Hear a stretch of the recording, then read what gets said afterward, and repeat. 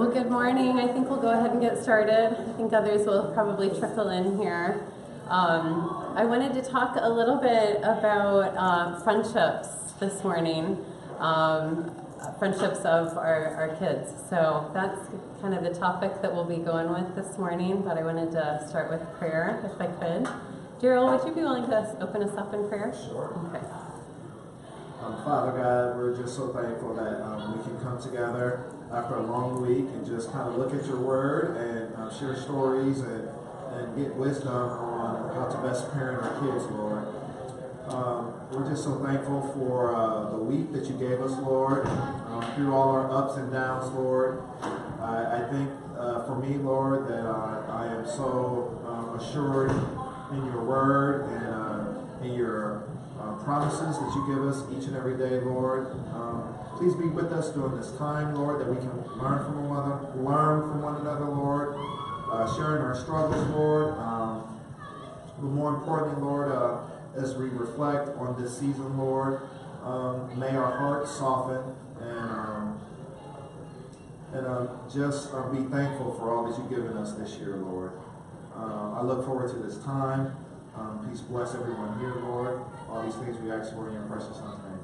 Amen. Amen. Thank you so much. Thanks. You read my mind. Yeah. Well, I wanted to dive into friendships specifically, and how critical they are as I reflect back into my growth as even the youngest of ages from kindergarten on up. I can tell you how well I was doing based on some of those friendships that I had in my life at that time. And so it is critical, and I'm sure you guys can probably relate in some area where a friend probably guided you in a way that you wish you wouldn't have gone, or maybe they guided you in the way that the Lord wanted. And so friendships are so critical, they're so important. And so I got a little bit of a top 10. Can you see over here? Can you see that one? Okay. I have a little bit of a top 10 here for us as parents. But just as far as a friendship and how important it is to find one that encourages you to stay on God's path and points you to Him. These are things that we can start even now dreaming for our kids. It's truly never too early to start thinking about our kids' friendships. Some of my dearest friends of my oldest, Ella, were from a play group that started when she was like 2. She was 1 or 2. And so just never think that it's too early to start that process. But I wanted to share with you this verse, Proverbs 12:26. The righteous choose their friends carefully, but the way of the wicked leads them astray. And as parents, we have this ability, even especially as they're young, to kind of help them see healthy friendships and the benefits of those. 2, gives you courage when you're tempted to lean into your fear. I have a dear friend, especially right now in my life, that is really encouraging when I do feel fear and when I know God's calling me to do something. But she encourages me and she says, "You can do it," and I know she's praying for me, and really just seeking out those people that are going to give us courage. And that's Isaiah 41:10. So do not fear, for I am with you. Do not be dismayed, for I am your God. I will strengthen you and help you. I will uphold you with my righteous right hand. So God doesn't want us to fear. He doesn't want your kids to fear. And so seeking out those friendships. One who's trustworthy and truthful. These are just some really solid verses that go along with that. Proverbs 18:24. One who has unreliable friends soon comes to ruin, but there is a friend who sticks closer than a brother. Do not be misled. Bad company corrupts good character. And I can share with you a number of stories that friendships that even in one instance, one decision that I made kind of led to another. And if I wouldn't have been in that situation, that I would have been protected from that. Or there was a time in my life too that I wanted to go to a party really bad, and my parents said no. They knew who was going to be there, and they knew that it wasn't good. And and because they said no, I heard the next week in school everything that I was protected from that would have been really hard for me to say no to. And so as parents, we have the ability to guide our kids in that, and even if they're hateful and angry like I was, they'll be thankful. If not the next day, they'll be thankful years later when they know that they were saved from that and they didn't have to be the one to say no. And then Proverbs 10:9, whoever walks in integrity walks securely, but whoever takes crooked paths will be found out. And don't we all want that for our kids, to just be on that path that God wants us to be on, the one that's steady and secure, and not to say that there aren't going to be issues and problems if we're walking God's way, but when we're walking on His path, He gives us the strength to endure anything. Number 4, we'll help you gently see your blind spots and things you might be missing in your life. I think this is a really good one because I think we can get caught in ruts, and we can get, stuck in places where we don't realize that we're kind of in a spiral. And so I think this is just a really good one. Proverbs 29:9 and 17. Perfume and incense bring joy to the heart, and the pleasantness of a friend springs from their heartfelt advice. And when a friend loves you, that advice is, you're welcoming that advice. When you don't feel like it's out of love, it's totally different. But iron sharpens iron, so one person sharpens another. How many of you guys have these kinds of friendships that you really truly feel like you have a friend that sharpens you? Would you guys all raise your hand or no? Like, do you feel like you really... And I think that's just very, very important to have those friendships that will push us forward. And again, it's just never too early to be thinking about who these kids might be in their lives.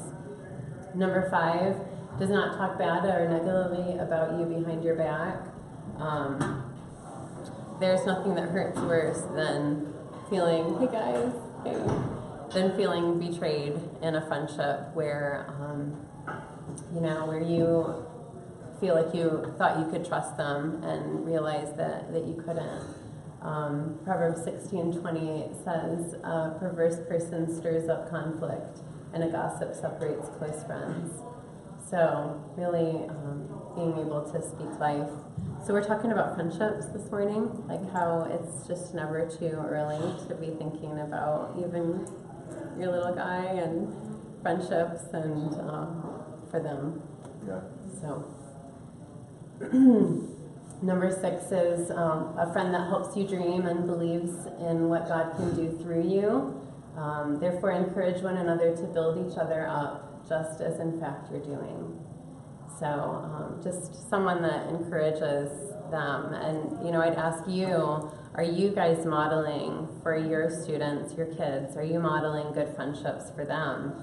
And this is something that I feel like I need to work on because I let time take over. And so I don't pursue my friendships as much as I should and take time for them. But they're watching us, right? They're watching how we, serve and interact with other people and how we do make that time. So 7 is makes you feel safe enough to cry or laugh, and sometimes laugh at yourself.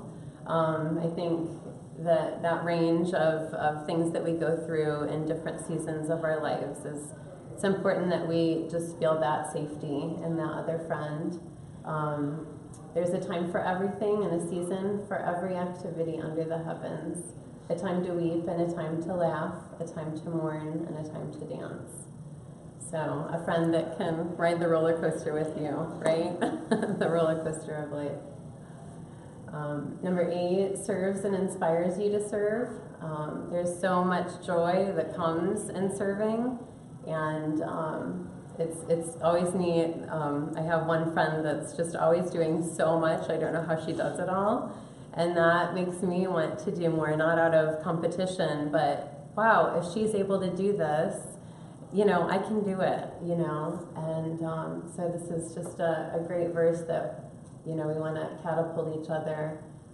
His master replied, "Well done, good and faithful servant. You have been faithful with a few things. I will put you in charge of many things. Come and share your master's happiness."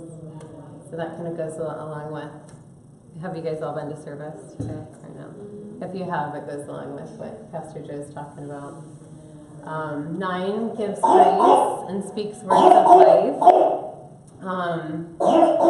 So Proverbs 22 is a good one with this. One who loves a pure heart and who speaks with grace will have the king for a friend.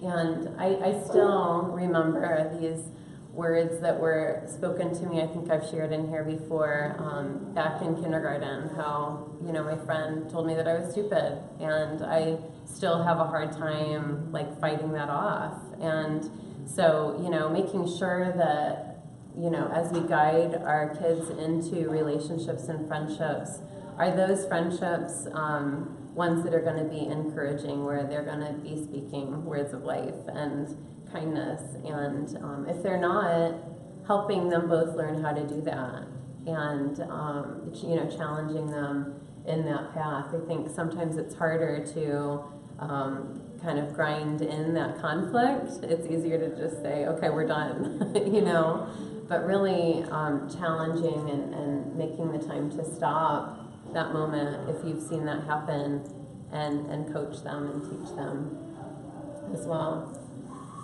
And then 10, friends that allow you to reciprocate all of those qualities back to them, not to be codependent or selfish, but to be God dependent. I think it's easy to have friendships where either you're always giving or you're always taking, and that balance is really critical to find. So Philippians 2 says, do nothing out of selfish ambition or vain conceit, rather in humility value others above yourselves, not looking to your own interests, but each of you to the interests of others. In relationships with one another, have the same mindset as Jesus Christ. Quite a challenge, right? That's a huge challenge. And then just a few other tips, and I wanted to give us time to really talk this out in discussion, and I'd love to hear stories from all of you on this. And I think I've said some of these, but really I would ask you guys to take time to find and seek out other families that have kids around your age, not just for your whole family to get together and connect, but also, to dream for that friendship. And especially if you have core values and you have a core faith, that would just do you really well. Like I said, I'm still reaping the fruit from a play group that started when Ella was just 1 or 2. So yeah, and I've started I think I've said this too. I started a Bible study with my oldest, Ella's friends. There are about 6 of them, and it's just been really neat to see as I challenge her friends challenge her. And so, as I'm feeding her friends, it's all coming full circle. And so don't discount the ability that you have to train up, your children's friends as well. One of Tara Fleur was in here a few weeks ago, and she is amazing at this. She would always find service projects that we could do together when the kids were younger, especially. And we would sew little mini hand warmers that we would take to nursing homes, or we would just do little things along the way that even the youngest of ages can do. and that just kind of gets the wheels turning of, okay, you know, how else can I serve? What else can I do for others and for God's kingdom? And when they have that mentality, in the work that we do with teens, the more that they're focused on themselves, the more depressed, the more hard, the more difficult their situation usually is. But when they think about others and when they're serving others and when they have their eyes kind of off of themselves, that's usually where I'm seeing more victory in the lives of teens. And so you want that ability to extend themselves. So I would love to hear stories from you guys. How have you seen friendships in your lives affect you, or if you've seen it already in the lives of your kids, how have you seen that, good or bad, one way or another?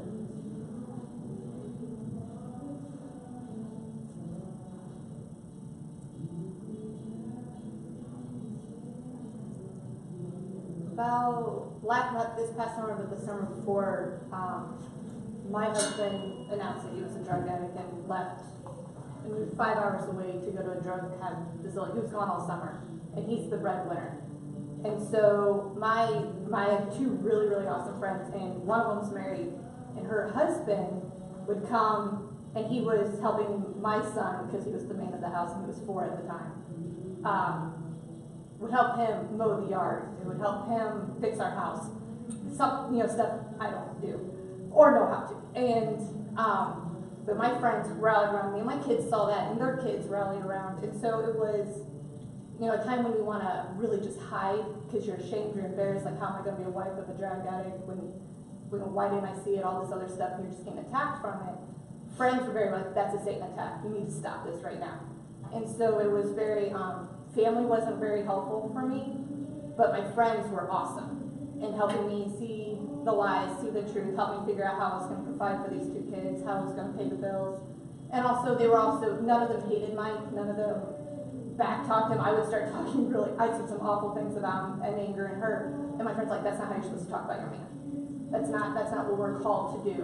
I get it out of your system, and then let's talk the truths. And so my 2 really good friends, they were both very good at that, and my kids saw that. Their kids were good about help, your dad loves you, this is just what we're going through right now. And so and my kids to this day, they still get frustrated, like, can we go over and I want to talk to your friend about something. Okay, can we go and then their kids who are friends with ours they built that friendship, like, how's things going with daddy? How is things going with mommy? And so it's a place for them to go and talk to if they don't want to go to the mom and dad. So it's been, it was hard, but it was a good thing for my kids to see, a man that they know, but come and mow the yard for us. I'd come home from working in the kids, and how am I going to mow this stupid yard? I don't have the energy. And we show up at Hughes' they're mowing. So just be like, yeah, I just, had an hour, thought I'd come over, do it for you. Let me show Ethan, how to do it. So it was just kind of, I knew friendships were important, but during that season, it was very important for us. It was the only way we got through it, was being blessed with our friends, and then our kids being blessed with friends, and be like, hey, we want to take your kids to the lake. Can we take your kids so you can have a weekend off? And so it was just a big deal for us. That's great. And it was good for them to see, because now we have friends who are going through stuff, and they're just like, Mommy, we should have them over, and we should help them, understand that God loves them, and that God's going to fix their daddy or mommy too. He fixed ours. He can fix theirs. We need to pray for this. And so they're kind of giving it back forth now. So that's awesome. Well, and I love how you said that those words that she said probably were not easy for you to hear, right? No. But they were life-giving. They were. Right? Yes. Like you needed to hear that at just that time to know how to navigate through that. Well, they all embraced him back. He came home, and they were like, can we come over? We'd love to see him, hug him, and love him. Like, we know this is hard for you. It was hard for her. We're here. Yeah. You need to come over. You need them. We're here. That's awesome. So, there was no judgment. There was no condemning. Whereas family, there was a lot of that for both of us. So friends is kind of what kept us going. Mm-hmm. And I love that your kids were along for that Yes. ride Yes. completely, that they were able to see Yes. that. That's awesome. Thanks for sharing. Sarah. Anyone else? Any other friendships that have been great for you or hard for you, and how that affected your life or your kids yet? Justin and I have, I don't have any specific stories, but we have groups of friends from our high school, these would be for early, middle, high school, that we still get together with, that we get to show them the value of, you know, lifelong friendships, and then our kids are growing up together, and just the longevity of a friendship, I guess. I can't think of any personal. I've been there, maybe you can think of a story, but I can't think of a story. I just know that we've been able to foster long-term friendships from our childhood. Yeah, I mean, I think the more I review stuff like this and what Tanya just talked about, those friends that we have, that we've had for so many years. I mean, I was talking to her mom last night. I've got a friend still to this day that I met when I was 3. And he's still a good friend of mine. But all of these things, like, we're all for friends, but we've gotten to a point where we're not, like, really modeling true friendship, you know, where we're going out of our way to help somebody with something, or getting together with their families and talking and praying together and seeing what they need and where they're struggling. It's a lot of, yeah, we're good friends, but it's kind of stopping short of where it needs to be. And I think a lot of it is excuses that we're giving, like, oh, we don't have time, or, you know, our schedules aren't lining up, we can't do it, blah, blah, blah. But I think it's really important for us to stop, you know, just being more on the surface level of even the good friends, you know, and try to get a little bit deeper with them. So And that's I have a good reminder. Yeah, like Facebook, good or bad, like it makes you friends with everybody, and it's so hard to zone in, I feel like, on your few select, you know what I mean? Because you're always getting invited to one thing this month, and then a friend you haven't seen. You know what I mean? Like, it's just, you know, kind of everybody, and then those friendships reflect that. I don't know, I've been thinking a lot about that, how we don't have that deep. Yeah, it's kind of an artificial friendship in a way. Yeah, because you're so connected, and you have to touch base with everybody, and it's just, you don't have time to, like, go deeper, because then you see somebody and you're like, oh, we're connected, I know your life because I've read about it, but let's, you know what I mean? It just feels like it's harder. Yeah, and you get to a point where it's like, they know we'll do anything for them, but they're not asking for anything, and we're not seeking out what they really need. Yeah. You know what I mean? So I think that's kind of where we're stuck with a lot of our relationships right now. And I want our kids to be able to have deeper relationships. Yeah. I'd say the Fopples are in that same bus. Yeah. It's time is so difficult you just have to be intentional and carve it out, and I feel like we haven't been intentional, you know, and it takes that. It takes, okay, I have a messy house, I've got to get it, you know, in order, and just those things that I let get in the way, so, yeah. Anyone else?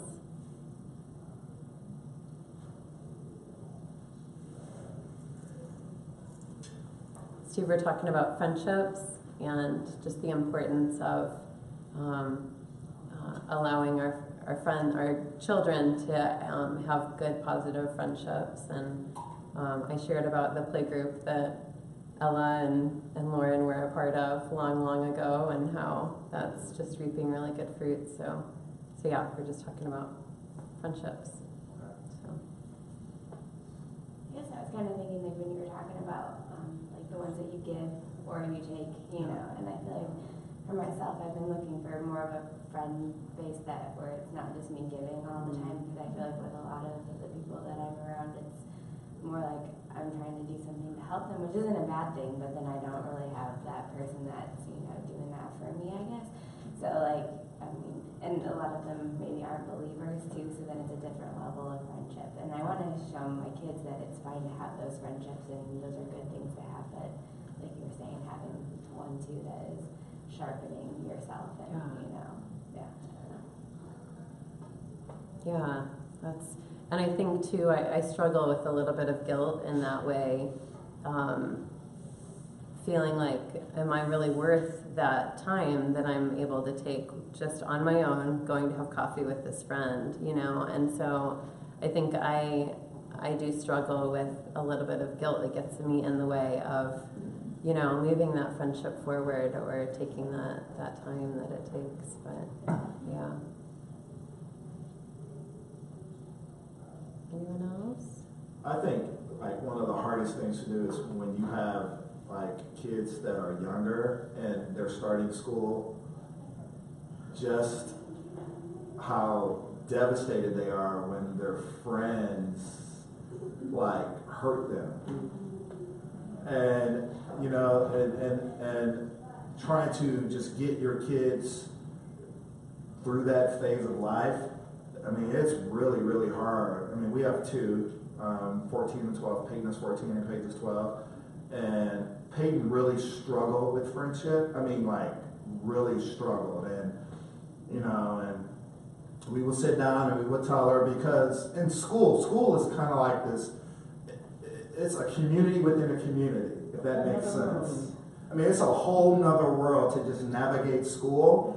And she saw people would pair up, and a lot of times she would be left on the outside. And then my youngest, Paige, is just like, people are just naturally drawn to her. So it appeared to Peyton as Paige would have multiple best friends, and then Peyton wouldn't have anyone. So within our own house, we were just kind of battling this and just praying and just trying to get through it.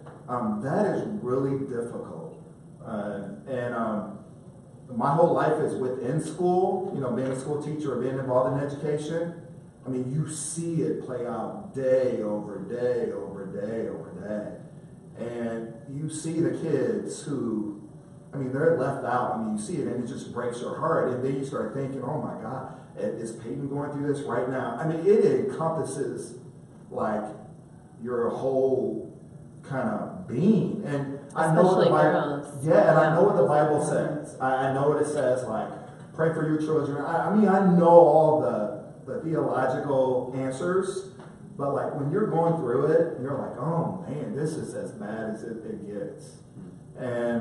But I'm thankful for that time for my kids, because I think going through that season, now that they're older, they understand what true friendship is and what it looks like. And my wife has been really awesome with that, because they've seen her. I'm a loner. I mean, I don't have a whole lot of friends. I'm a loner. But my wife is really good at, you know, going out of her way to help people. She likes being involved and she likes doing stuff. And my kids have seen that. And without them going through that season, I don't think they would be where they are today. And Peyton, as hard as it was for her, I mean, I see this person that's kind of blossomed out of that, and she has some authentic, true friends at church that really, really sharpens her. And I mean, she had a friend's Thanksgiving with like 4 friends from church. And 5 years ago, if you had told me that would be the road that she's on now, I would have probably just started laughing at you, because I just didn't see it. But I empathize with you. If you're going through that with your kids at school, it is tough. I mean, it's no fun in that. And then they get mad because they're like, man, God is not answering me. I want this best friend, and what am I doing wrong? Am I doing something wrong, Dad? It's tough. So if you're going through that, I empathize with you. But yeah, friendship it's tough. It is really hard. Yes. It's you know, and I think especially with girls, I would say. Oh yes, rightfully so. I think there's just this I don't know what it is, but there's just this added layer of drama, I think, with they compete with each other. There's something there. I don't know what it is, because Man, guys just, when they're going through it, either they hide it really well or they absolutely don't care. Yeah.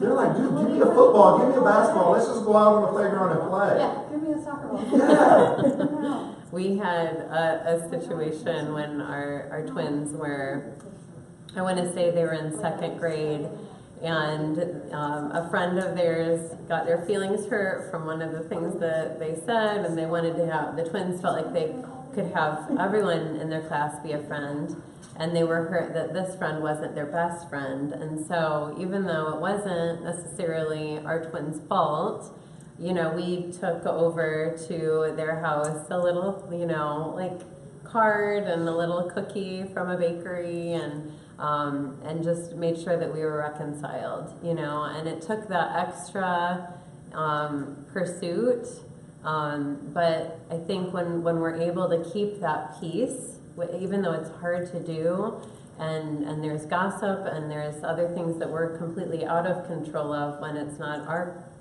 kids, but anything that we can do to keep peace and challenge them to do the same, it does go a long way, but it is hard. And I think even challenging them, I've had friends before choose me, and I've had seasons where I've chosen friends that I felt like would be good for me to grow through.